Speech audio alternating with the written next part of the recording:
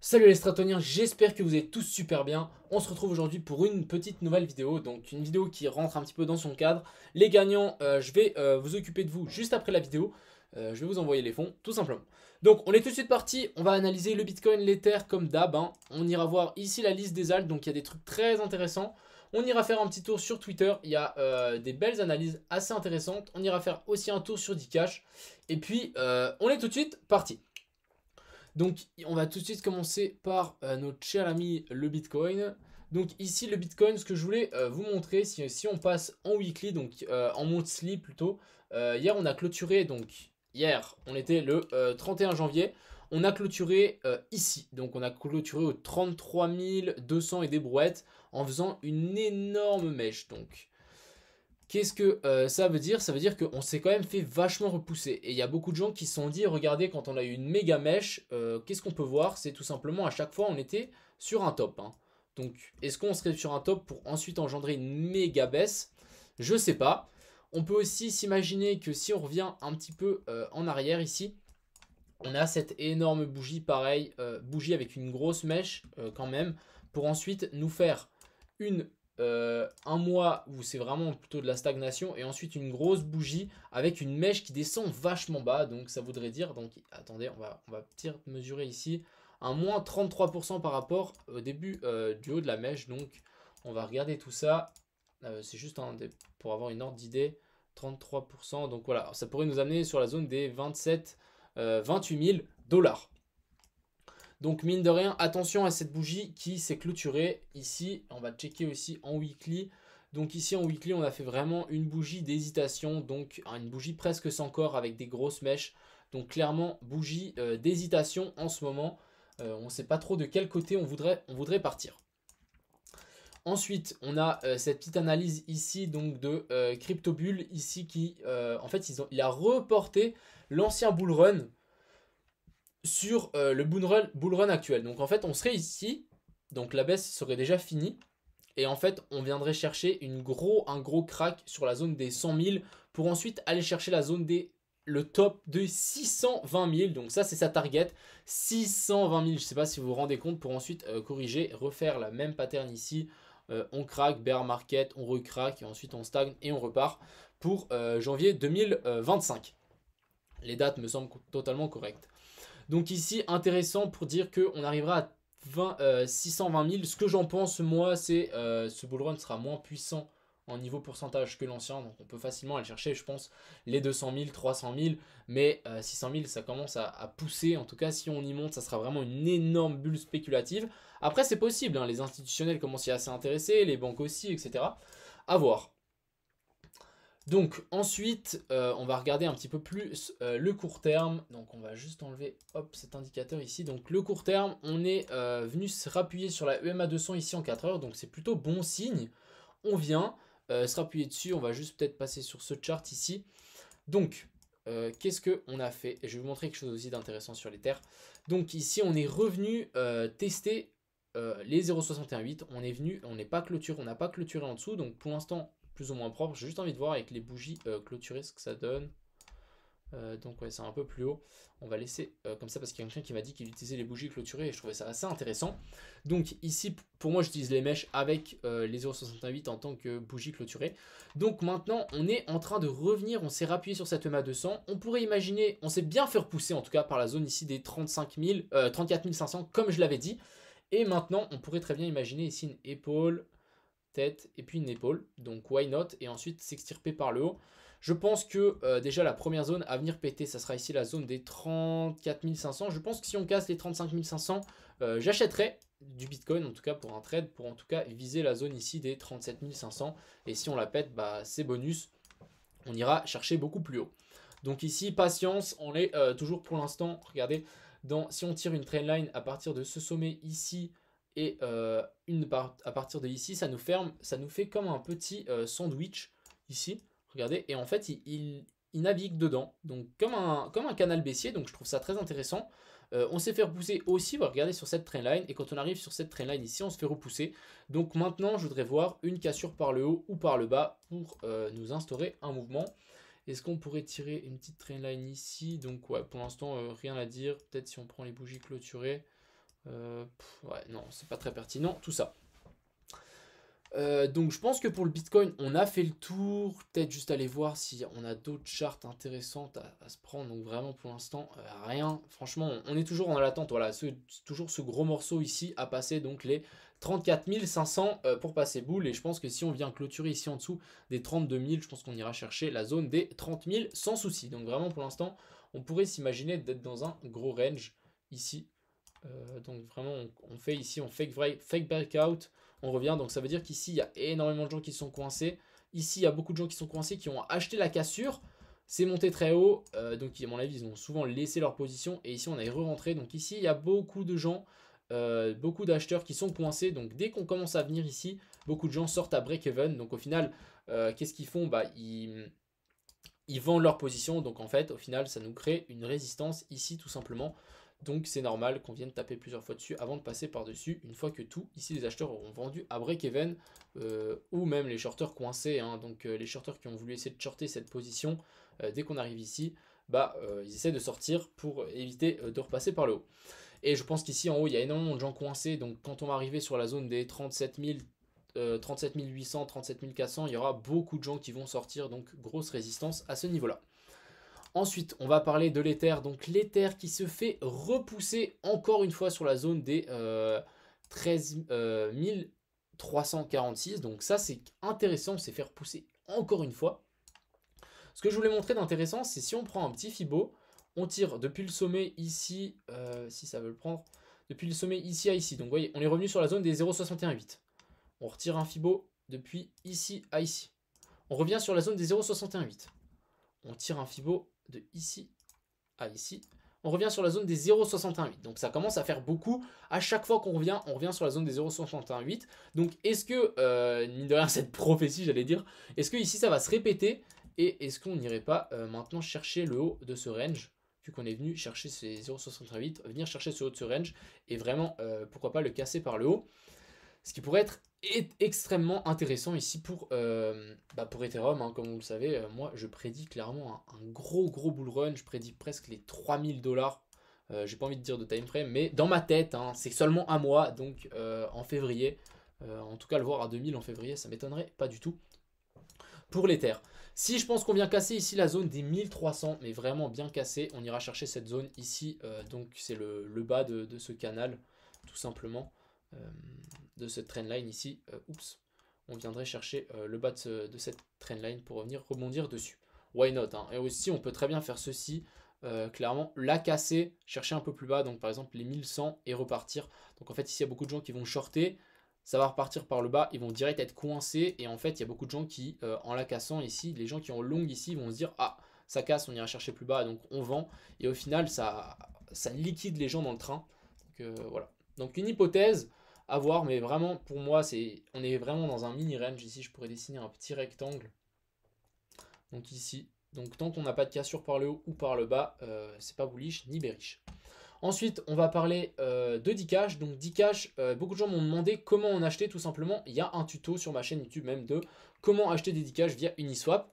Pour vous rappeler, pour rappel, vous pouvez aussi en acheter sur Hotbit, Stex et Bilaxy. Le seul problème, c'est si vous voulez passer des gros montants, je vous conseille vivement de passer par Uniswap. Et pour les petits, par là-bas, parce qu'en ce moment sur Uniswap, il y a énormément de, comment dire, de frais. Ensuite, on peut voir qu'ici, on est à bientôt 10 centimes, donc c'est cool. On a fait une jolie petite montée, on a rattrapé cette jolie hausse ici. Donc on est passé de 0,05, donc 50% ici en 2 jours, donc c'est plutôt correct. On est repassé à 2 millions de market cap, donc vous voyez, hein, il n'y a pas eu 2 millions d'argent qui sont rentrés dans Dcash, mais on est direct passé à 2 millions de market cap, donc ça peut aller très vite. C'est ça que j'essaie de vous dire, ça peut monter très très vite. Je voulais aussi vous dire que ici, donc on a sorti un petit indice, donc pour dire que mercredi, on sort un nouveau partenariat. Donc je pense que ça va pump, surtout que je vais commencer le marketing. D'ailleurs, j'ai contacté pas mal de gens, on va commencer le marketing aujourd'hui même. Donc ça risque de bouger, donc préparez-vous. Donc c'est ça que je voulais dire. Et puis le cours ici, ouais, donc on est à 20% aujourd'hui, donc c'est cool, on commence à avoir, ouais, donc c'est très sympa. Donc vraiment, comme je rappelle, on a toujours pour les gens pour les gens vraiment qui tiennent un bon truc, attendez la cassure vraiment pour être le plus safe. Vous attendez tout simplement la cassure ici, vous achetez le retest et boum, ça repart. Je pense hein, en 2021 que Dcash explosera son ATH. En tout cas, je vais travailler tout pour arriver. Et mon objectif, hein, je vous rappelle que c'est les 6 $. Donc c'est ici en haut. Donc là, ça nous fait un x60. Avant, on était à x100. Donc maintenant, un x60 si on arrive à 6 $. Et c'est clairement une target pour moi avec Binance qui, on va essayer de pousser, on va essayer de se développer le maximum possible. Donc voilà, ça c'était pour Dcash. Ensuite, on ira voir les alts. Donc il y a des choses très intéressantes ici. Donc on a Band qui, en fait, ici on avait une petite résistance ici en 1 heure. On l'a cassé par le haut. Ouais non, attendez, c'est moche. En 4 heures, je crois c'est mieux. Ouais. Pourquoi j'ai mis ça là? Je crois que j'ai mis plutôt ça ici. Donc ici on avait une jolie trendline. On l'a cassé par le haut et boum, instantanément 21% ici pour Band. Donc c'est cool. Si on passe en daily, ici on était clairement en train de faire une énorme tasse séance. Je ne sais pas si vous pouvez la voir ici. Une énorme tasse et une anse. Et là on casse par le haut. Donc ce genre de pattern c'est extrêmement puissant. Je pense que Band va venir éclater son ATH sans souci. Donc revenir tester le range ici. Laisser tomber, c'est obsolète tout simplement. Ensuite ici on a donc BTT. Tout simplement, attendons une cassure par le haut. Ici, rien n'a changé depuis ma dernière analyse. Vraiment, absolument rien. Tout simplement, attendons une cassure par le haut ou par le bas de ce petit triangle. Ensuite, on a Cake. Donc, Cake, c'est un nouveau truc avec Cake Swap. C'est en fait, c'est le premier échange décentralisé sur Binance, sur la Binance Chain. Smart Chain, excusez-moi. Donc, en fait, le truc est complètement en train de moon, franchement. Il y a quelqu'un qui m'a demandé une analyse. Tout simplement, moi, je vois revenir sur cette zone ici, me paraît correct. Revenir sur cette zone ici, franchement, c'est pas compliqué. Hein. Surtout quand on moon comme ça. En tout cas, on fait une belle bougie de réjection. Donc ça, c'est intéressant pour les gens qui veulent rentrer plus bas. On va tirer aussi un petit Fibo. Donc c'est vraiment le kit. Hein. Le kit de l'investisseur qui veut attendre un retracement. Pour acheter, c'est pas bête. Vous tirez votre Fibo, vous trouvez les zones de confluence ici et vous avez directement une zone marquée. Donc la zone des 0,5 donc sur les 1,60 et la zone des 0,68 donc sur la zone des 0,25. On pourrait même revenir tester cet ancien top. On va tirer un petite trendline ici, donc parfait. Et puis on peut même tirer une petite trendline ici. C'est ouf parce que ça colle avec nos targets. Donc les 1,50 et les 1,11. Ensuite, on a Dash, donc Dash qui est revenu sur cette borne basse ici. Donc ça, c'est intéressant. Là, il y aura peut-être un coup à jouer ici pour notre cher ami Dash. Why not? Pourquoi pas en acheter quand on viendra toucher pour essayer, pour en fait jouer le jeu qu'on fasse ceci en fait.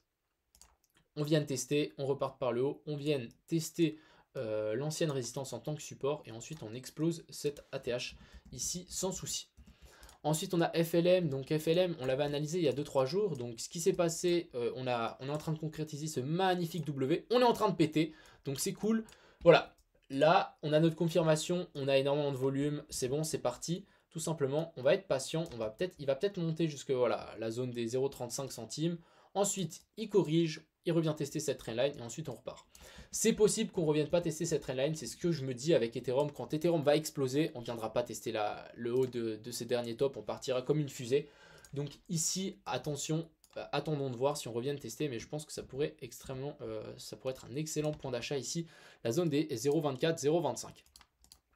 Ensuite, on a GRT. Donc GRT, on avait analysé ce joli petit triangle qui a été cassé par le haut. Donc pour les gens qui ont pris, je sais que je l'avais partagé dans sur le Telegram. Donc n'hésitez pas à rentrer sur le Telegram. Donc le million, il y a le Discord, il y a des super analyses sur Discord. Je pense qu'il y a des gens qui peuvent vraiment vous aider à vous améliorer dans vos analyses. Et aussi n'hésitez pas à rejoindre le Telegram de Dcash. Parce qu'en fait, il y a énormément de news et il y a toute une communauté autour. Donc ça peut être super sympa de partager avec. Donc ici on avait fait un magnifique pump, retour sur résistance sur la EMA 200. Ici en 1 heure on était un peu plus bas. Et ensuite boum, on repart. Donc là, on est en train de s'appuyer sur l'ancien top. Donc pour moi, c'est super bullish. On est revenu mécher cette ancienne résistance en tant que support. Donc vraiment pour moi, là, c'est clairement un petit arrêt avant de repartir à la hausse Ouais, ce genre de truc là, c'est vraiment un petit arrêt. Pourquoi pas venir chercher un poil plus bas. Donc la clôture ici en 4 heures des 0,74 pour ensuite repartir. Je pense que si on arrive là, ça peut être une jolie entrée pour un long. Ensuite, on a EOS. Donc EOS, on a cette jolie trendline ici, on l'a cassé par le bas. Donc vraiment, maintenant, patience. Je pense qu'il faudrait vraiment casser cette zone ici pour vraiment passer bullish pour EOS. Vraiment partir sur cette zone. Mais très bon point d'achat. Ici, on est clairement sur des résistances, sur des supports, excusez-moi. On est clairement sur des supports ici, donc plutôt bullish.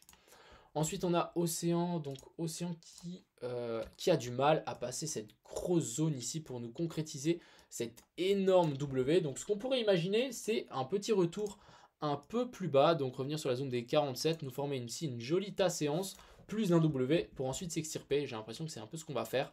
Donc, patience, si on revient sur la zone des 47, 46, un bail.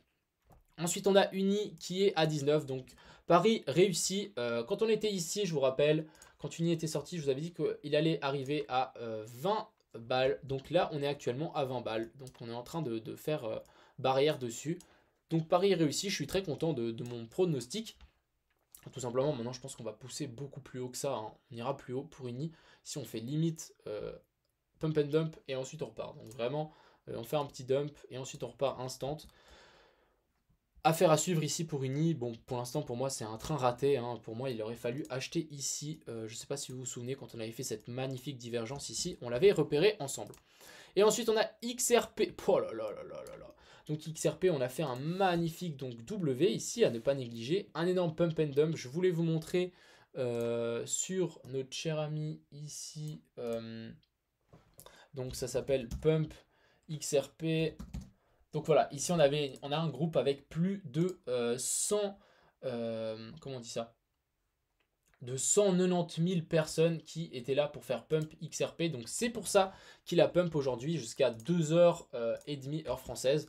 Il a pump, donc vraiment pile vers 2h, quelque chose comme ça. Ça a dégringolé instantanément. Donc comme je dis, achetez la rumeur, vendez la news. Donc c'est exactement ce qui s'est passé. On aurait pu potentiellement acheter la rumeur quand on était ici.